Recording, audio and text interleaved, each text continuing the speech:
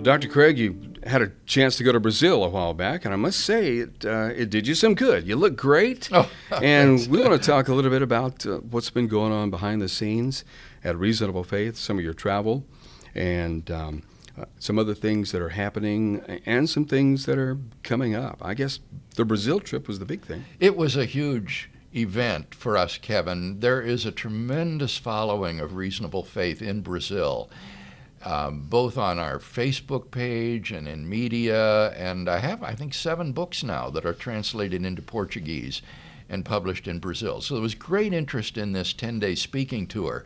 It took us to 3 different cities, at which I spoke at conferences, universities, churches, a wide variety of venues. And although we were in different cities where speaking to different audiences, I could have given the same talks again and again.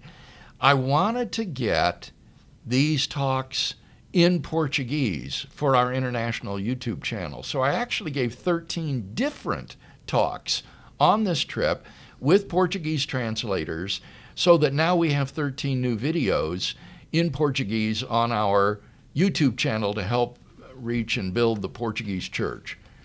I've noticed that we get plenty of questions from South America, from Brazil, and from the area. So a lot of people are paying attention to Reasonable Faith from that area. They really are. The Portuguese church is hungry for this kind of material because the church there tends to be extremely charismatic, very emotional, and so people who are asking intellectual questions are often unsatisfied with what they get in church, and so they really are hungry for this kind of material.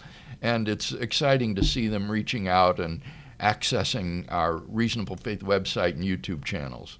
I'm sure you have plenty to say about what you observed, the state of the church, and so on. And we have a podcast coming up where we're going to talk about how the prosperity gospel, so-called, is widespread. And we'll take a little time to talk about Brazil there as well in that podcast. But anything just as kind of a teaser as far as some of your observations?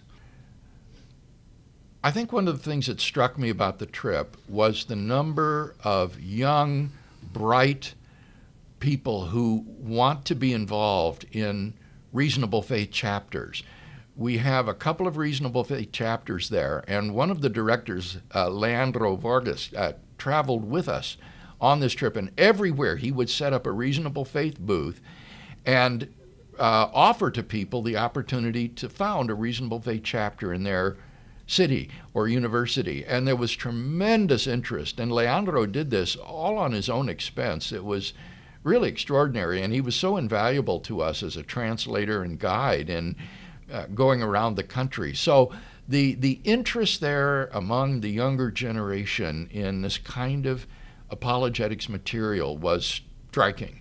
Very good. Our executive director, Michael Lapine, really keeps things humming along at Reasonable Faith. We're talking about some of the things that he's uncovered as far as statistics. We just had our semi-annual board meeting, and Michael included a sort of state of the ministry report. And what it showed, Kevin, is that when you compile the stats that Google Analytics and other sites provide for people coming to the website, going to the Reasonable Faith Facebook page, watching the YouTube channels, and so forth, we are impacting every month of 2018 more than 1 million people. And by that I mean not just impressions, casual observers. These are engagements.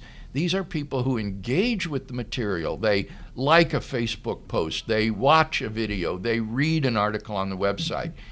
So we have this tremendous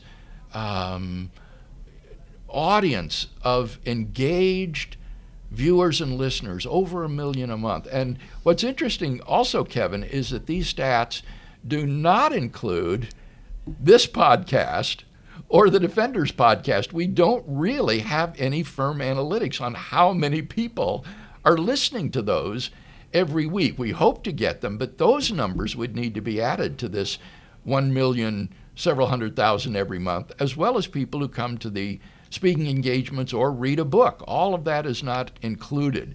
So the Lord has really gone beyond my wildest dreams in terms of the number of engaged people that we're impacting every month through our multifaceted ministry. That's a lot of people, and growing, it seems. Yes, exactly. Any other travels that you've done? Well, I also was at this DeBar conference at Trinity Evangelical Divinity School on the historical Adam. And that conference that I went to the previous year was so provocative that I realized this is an area of my understanding of Christian theology that is deficient and needs to be strengthened. And so I have purposed to embark on a serious, in-depth study of the question of the historical Adam. And it was fascinating being at this conference at Trinity, interacting with Old Testament scholars like John Collins and Richard Averback, with biologists like Joshua Swamidass, as well as with philosophers like Michael Murray and theologians at the conference. It was a tremendous intersection of scholars working in this multidisciplinary question. And so that conference was very valuable. I want everyone to tune in to the next podcast, because we'll talk about that very subject some more.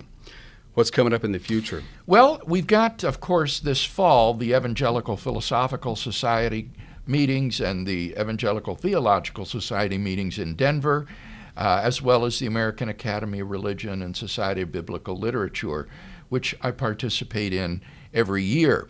But then with the new year, I'll be out at Talbot to teach my 2-week course in philosophy there. And I've just received an invitation from Ben Shapiro while we're in LA to do a 1-hour interview with him in his studio there that would be on his podcast. And he is apparently one of the most watched podcasters that is out there today, tremendously popular. He did a very positive recommendation of my book On Guard recently, although as a Jewish man, he expressed reservations about the part dealing with who Jesus was. But I'm anxious to follow up with him on that, talk with him about it. And so when I'm out there in Los Angeles in January, I hope to do this interview on his show. That's going to be great. I like him a lot.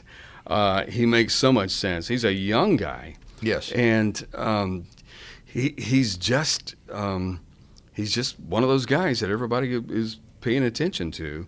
And somebody asked me the other day, said, he's Jewish. What does he think about Jesus as Messiah? And I said, I don't want to know. I like him too much. I'll look into that later. I want to pray for him. Yeah, which is good. Yeah. And then after that, we've got a number of international trips that are in the works. One that is pretty certain is Denmark. I'll be going to Denmark to participate in a number of philosophy conferences and hope to conjoin with that some evangelistic speaking at universities or in churches. And then we are working on a UK trip again, back to England.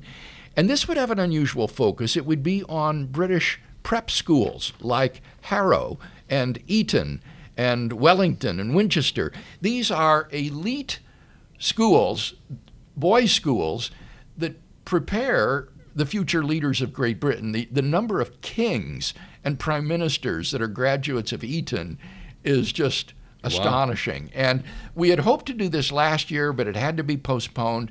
And so we're looking to do it now this year. And then finally, we're working on a trip to South Africa. We've been contacted by folks there. Years ago, Mike Licona and I did a wonderful speaking tour of South African universities, and we're looking to possibly repeat that. So there are quite a number of things in the work, as well as some domestic speaking engagements here in the States.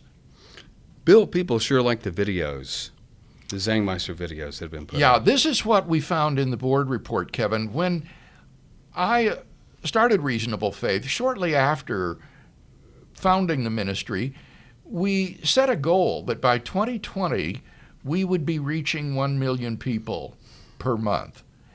I thought it would be through the website. But it's not. The website is really a minor facet of the outreach of Reasonable Faith. It is these videos that are exploding. The 2 YouTube channels, the international YouTube channels, the Zangmeister animated videos.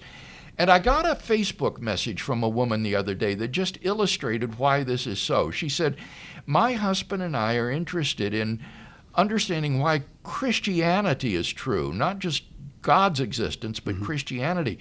Could you recommend a video that we could watch? We know there are good books on this, but neither of us likes to read. We prefer to watch videos.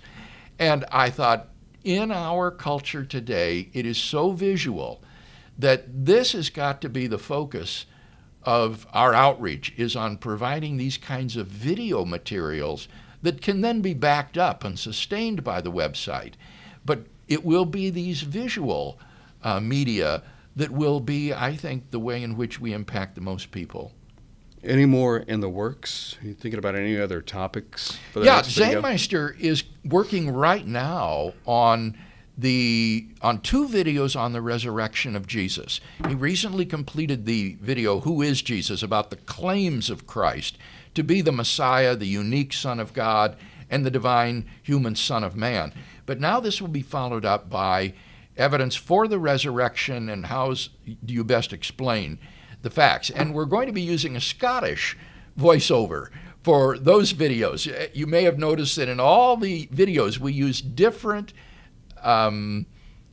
English accents: Irish, Indian, American, Canadian, South African, and so we've reserved the resurrection videos for a Scottish accent, and I'm looking forward to those being done. And then we'll probably take a pause on producing another English language video, because that pretty much completes your case for Christianity, and have Zangmeister work on getting these translated into other languages. We have a number of the videos already in Portuguese.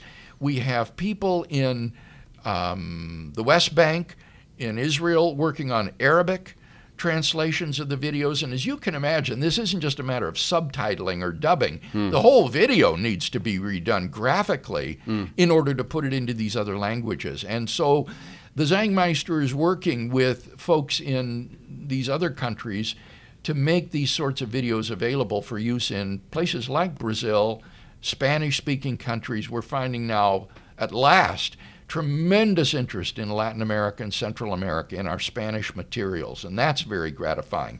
So we'll want to produce more of these videos in these other languages. Bill, exciting as usual, and I'm sure that you covet everyone's prayers as you go through all these things, that God and Jan would keep you on track. That's exactly right, and we just thank the Lord every day for the tremendous ministry that He's given Jan and me. We're really having a blast.